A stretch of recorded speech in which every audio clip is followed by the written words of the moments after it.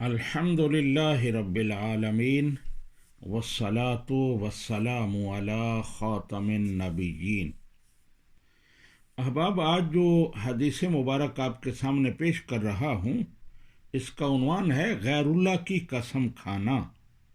حضرت عبداللہ رضی اللہ تعالی عنہ بیان کرتے ہیں کہ نبی کریم صلی اللہ علیہ وآلہ وسلم نے ارشاد فرمایا، من کان حالفا فلیحلف باللہ اور لیصمت، کہ جو قسم کھانا چاہتا ہے تو وہ اللہ کی قسم کھائے یا پھر خاموش رہے۔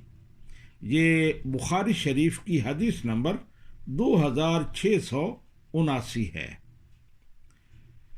مطلب یہ ہے کہ ہمیشہ اللہ تعالیٰ کی قسم کھانی چاہیے، اللہ سبحانہ و تعالیٰ کے اسماء اور صفات کی قسم کھانی چاہیے۔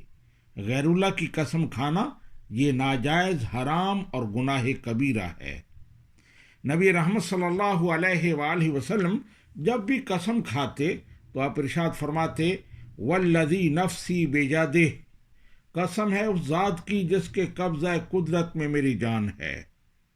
اور احادیث سے یہ بھی پتہ چلتا ہے کہ نبی کریم صلی اللہ علیہ وآلہ وسلم صحابہ کرام کو حکم دیا کرتے کہ اگر تم قسم کا ارادہ کرو تو یوں کہو، ورب الکعبہ، کعبہ کے رب کی قسم۔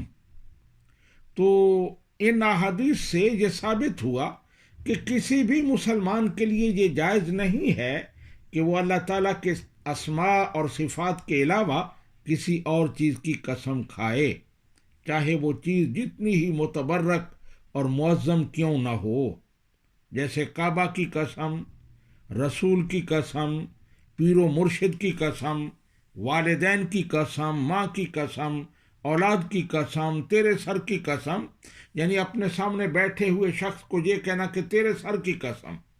تو اس طرح کی تمام قسمیں حرام اور ممنوع ہیں۔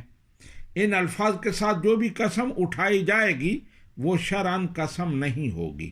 اگر وہ توڑی جائے تو اس پر کفارہ نہیں ہے، لیکن کیونکہ یہ ایک بہت بڑا گناہ ہے، اس لیے توبہ و استغفار بہت ضروری ہے۔ یعنی اگر ایسی قسم کھائی ہے غیر اللہ کی تو اس کو توڑی ہے تو اس پر کفارہ نہیں ہے، لیکن توبہ و استغفار ہے۔ اللہ سبحانہ و تعالیٰ سے معافی مانگے اور آئندہ ایسا نہ کرنے کا عہد کرے۔ اللہ سبحانہ و تعالیٰ ہمیں عمل کی توفیق عطا فرمائے۔ وما علینا الا البلاغ۔